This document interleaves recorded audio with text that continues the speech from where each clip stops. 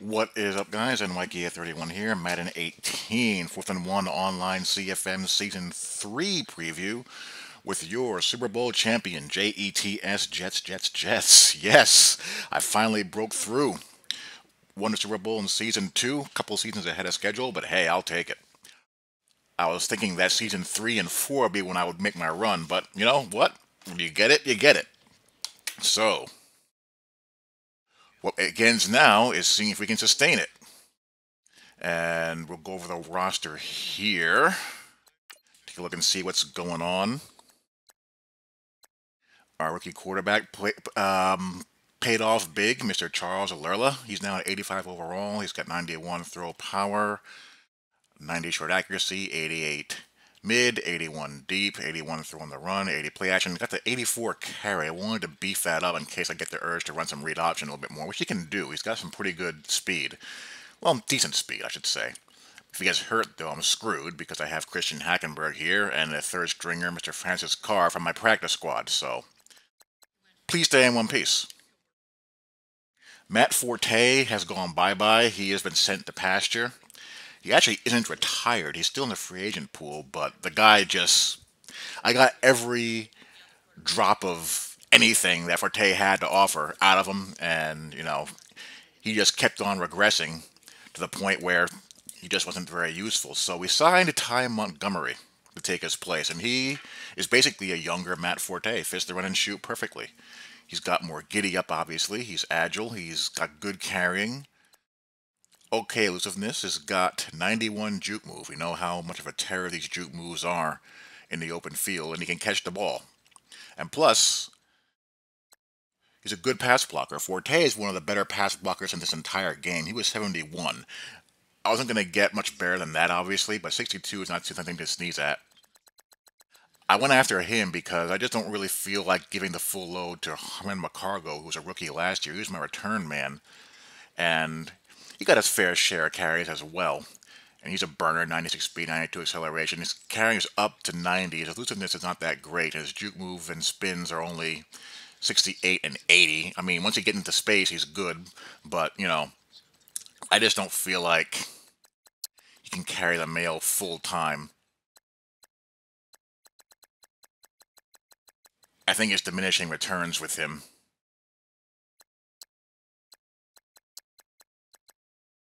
He seems to do better when I play him in spots as opposed to giving him, the bulk of the carries. He had a couple of games last season where he went off of pretty nice yards when I gave him a fair share of the carries. But, between an 88 stamina and 87 stamina, they're both going to get, their touches. And they both should do pretty well. Fullback, I just throw tight ends over there. My wide receiver unit, hopefully Martin Light. You saw the impact Martin Light made when he was healthy for the playoffs. Hopefully he can stay healthy for the full season.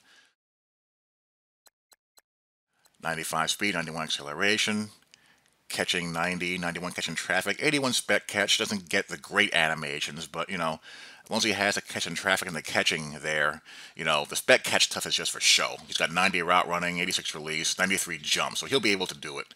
And I added some traits to him as well. He has the aggressive catch and rat catch trait. Now, he didn't have any traits last year. And what's his injury rating now? His injury rating is now 90. So, hopefully he doesn't get knocked out for half the season. But in his place, Robbie Anderson stepped up hardcore. He really did well. He's up to an 80 overall. And, between these two guys, one is tall at 6'3". My outside guys, I like them to be tall, jumping, spec catch type of guys. Robbie Anderson, he's the poor man's version of what I like, but he did pretty well. But as a number two guy, he should be right at home. 86 catch, 87 catch in traffic, 84 spec. Route running is up to 86. He does the job. Cole Beasley we let go, and we signed Jamison Crowder. Younger, faster, just as good at catching traffic, and route running is pretty much a wash. The slot guys like to be my catching traffic and quick guys. You see, good speed and acceleration on both Darius Stewart and Jamison Crowder.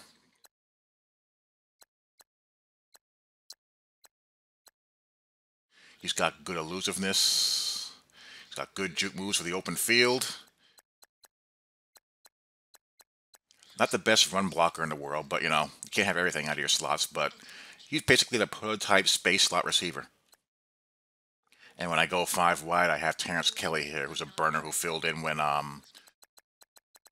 Martin Light got hurt just to kind of stretch the field. I don't go 5 wide very often, but it's good to have this kind of guy in there.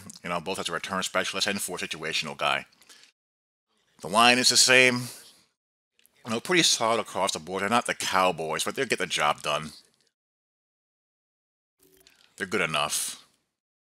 Like to have, high 80s at least, but, whatever. You can't have everything. Defensively, Leonard Williams, see the animal that he's become. 90 overall, 93 power move, 95 block shot. I'm still going to be playing out of the Ravens 3-4 playbook. I'm going to play him more at the defensive end spots in the nickel and dollar and dime sub packages, just to kind of get him more one-on-one opportunities. Because he should be pretty tough to handle. On the other side, one of my many rookies who paid off very well for me, Reggie Reed. He's up to 86 power move, 86 block shed. Tackling isn't that great, but, get off blocks, pursue, and worst case scenario, you force guys to help. Roy Miller is just a veteran to plug the middle at the nose tackle spot. I have a rookie here, not a rookie, but a second-year guy, wetting in the wings as well. He's not quite as, well, he's stronger, but the block shedding is not quite as good. He's not as good a tackler, so that's why I'm going to keep Roy Miller there as opposed to starting the young fella. Javardo Williams is back. Javardo Williams made the Pro Bowl last year, actually. Had 12.5 sacks. I got to be careful with how I use him because, again, block shedding is not that great, so I use him situationally. He's not really in the 4-4 or the 3-4 over ed, which gives me a 4-3 stack look very often. But in the 3-4 Predator and in all the nickel and dime and quarter sub packages, he's there putting his 87 finesse move to work. Again, like I said, he's the best bargain pass rusher in CFM. From what I'm paying for him, you can't beat that. 86 speed, 88 acceleration, 87 finesse move. At a bargain basic basement price. Can't beat that at all. Alan Holt, he's a situational coverage guy who I like to put in a dollar and a quarter and the dime sets with 75 zone coverage. I signed Jake Ryan. Again, I'm playing a 3-4, so I'll be playing both Jake Ryan and C.O. Moore. C.O. Moore, what I like about him, even though he's starting to slow down a little bit himself, he's got decent block shedding, decent tackling, good pursuit. His own coverage is mediocre, but he's got 91 jumping for a user player. That's outstanding. That comes in very handy for those user picks over the middle. And Jake Ryan's pretty good. He's an 80 overall, 81 awareness, 85 speed, 88 acceleration. Play rec is okay, tackling and hit power okay, block shedding is above 80.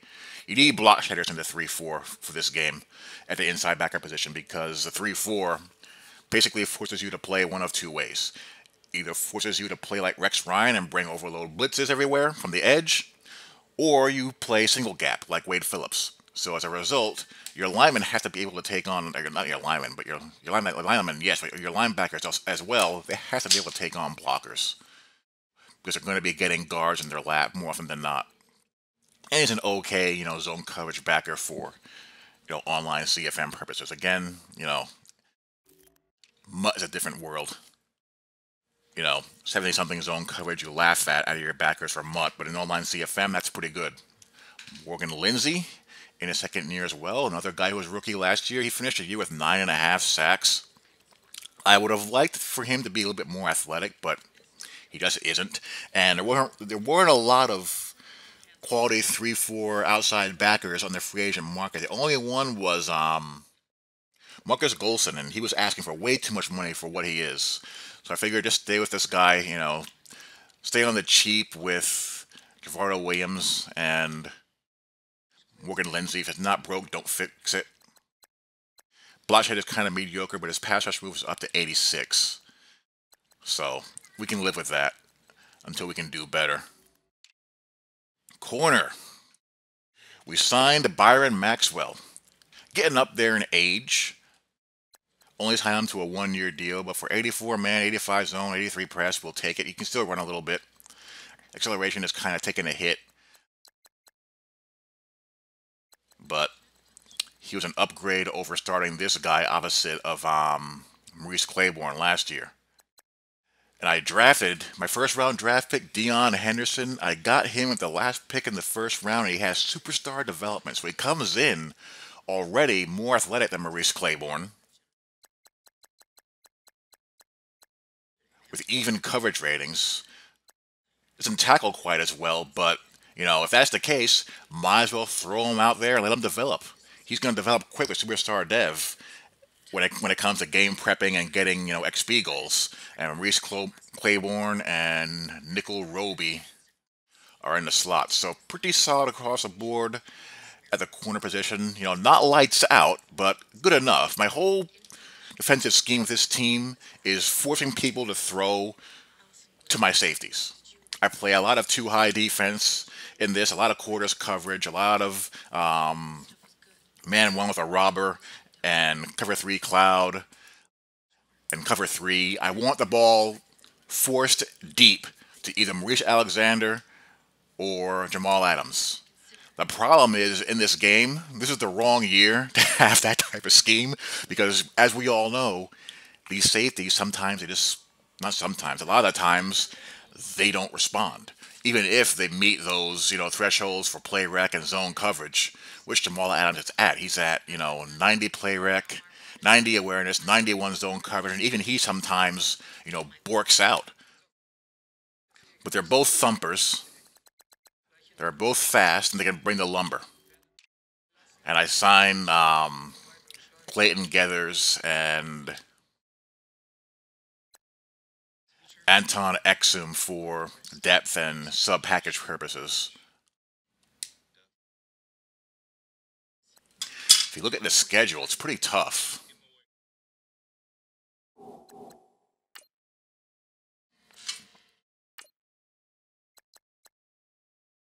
We open up with the Cowboys, who lost in the NFC Championship game on the last drive of the game. I could have easily played them in the Super Bowl. I open up with them. Then they got the Chargers and the Pats right out the gate. It's a tough 3-game, run there right off the gate. Then we had division games against the Dolphins and Bills. I played 3 division games in a row. Then we have the Browns, Eagles, Steelers, then a bye. So the schedule here is, pretty rough. But, no one's going to shed any tears for the Super Bowl champ Jets. We'll see how far I can go, see how well I can do. And again, thanks you guys for watching. I hope you guys continue to enjoy, and I will talk to you all later.